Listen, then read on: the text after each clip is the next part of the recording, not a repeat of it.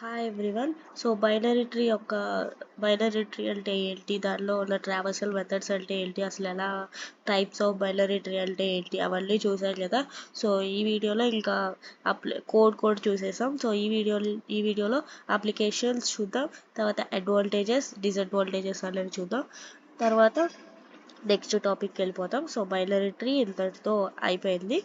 So ఇది చిన్న కాన్సెప్టే, సో త్వరగా అయిపోయింది. నెక్స్ట్ బైనరీ సెర్చ్ ట్రీ అనేది చెప్పుకుందాం. సో బైనరీ ట్రీ అన్న బైనరీ సెర్చ్ ట్రీ అన్న చాలా డిఫరెన్స్ ఉంది, అది మాత్రం మీరు గుర్తుంచుకోండి. సో నెక్స్ట్ వీడియోస్లో నేను చెప్తాను, బట్ నార్మల్గా నేను చెప్తున్నాను ఇప్పుడు. సో ఇప్పటికి వచ్చేసరికి అప్లికేషన్స్ అనేది చూద్దాం. సో బైనరీ ట్రీ యొక్క అప్లికేషన్స్ ఏంటంటే అదొక file system hierarchy. So file system hierarchy అంటే ఆల్రెడీ చెప్పాను కదా. సో ఇప్పుడు ఒక ఫైల్ ఉంది, first.py అనే ఫైల్ ఉందనుకోండి.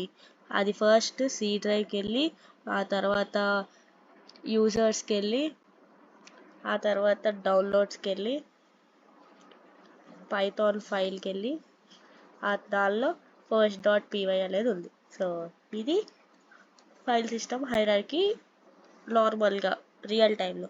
దీనిలో వచ్చేసరికి ఇప్పుడు ఇలా బైనరీ ట్రీ ఉందనుకోండి, మనం డైరెక్ట్గా ఈ నోడ్కి వెళ్ళలేము. ఫస్ట్ ఈ నోడ్కి వెళ్ళి, ఆ తర్వాత లెఫ్ట్ నోడ్కి వెళ్ళి, ఆ తర్వాత ఇలా వెళ్ళాలి. సో ఇది ఈ కనెక్షనే రియల్ టైంలో ఈ కనెక్షన్ అనమాట. సో డైరెక్ట్గా మనం first.pyకి వెళ్ళలేము.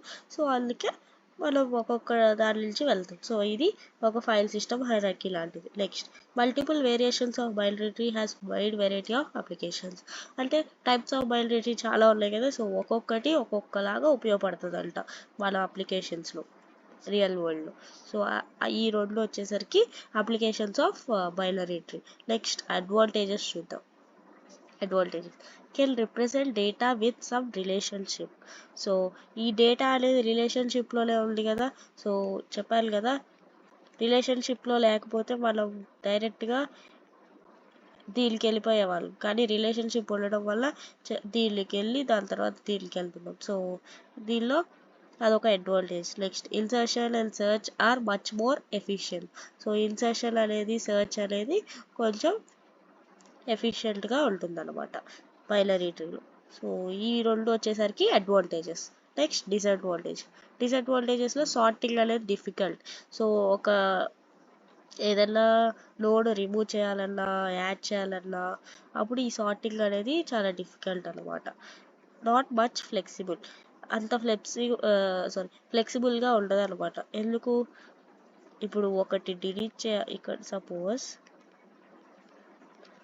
ఇది డిలీట్ చేయాలనుకోండి, ఇది డిలీట్ చేయాలంటే సార్టింగ్ చేయాలి కదా. సార్టింగ్ చేసి దీన్ని పైకి పంపించి దీనికి కనెక్ట్ చేసి, ఆ తర్వాత ఇది డిలీట్ చేయాలి, మనం ఎలా అయితే లింక్డ్ లిస్ట్లో చేసామో. సో అది అంత ఫ్లెక్సిబుల్ కాదు, చాలా ప్రాసెస్ ఉంటుంది అనమాట. సో అవి డిసడ్వాంటేజెస్ అనమాట. సో ఇంకా బైనరీ